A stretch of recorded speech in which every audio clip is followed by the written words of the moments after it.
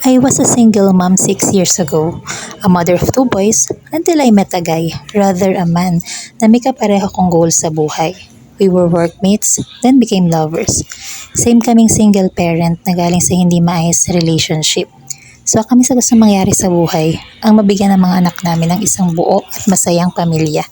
Pinakamasarap na pakiramdam ang matanggap kung ano ako, kung sino ako, at kung anong estado ko sa buhay na walang rejection.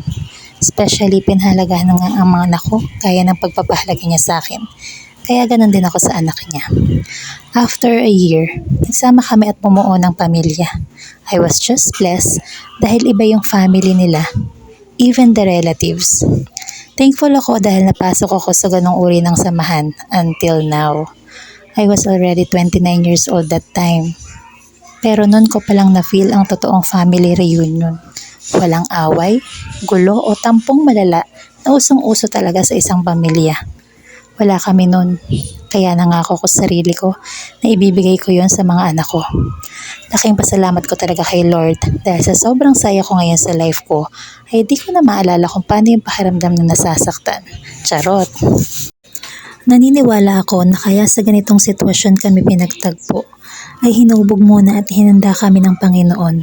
Ang daming chances na pwede ko siyang makilala dahil same kami ng school ng college, magkatabi ng tinatambayan namin, madami kaming mutual friends, at even sa work, regular customer at kilala siya ng mga kabatch ko pero never ko siyang na-meet.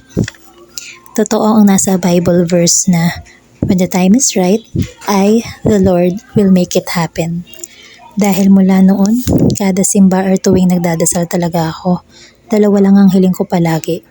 Una, hindi mawala sa akin ang mga anak ko. At pangalawa, ibigay niya ang senyales kung kasalanang iporsige ang dahilan ng umaapaw kong kasiyahan. Pero tinupad niya ang bawat hiling ko.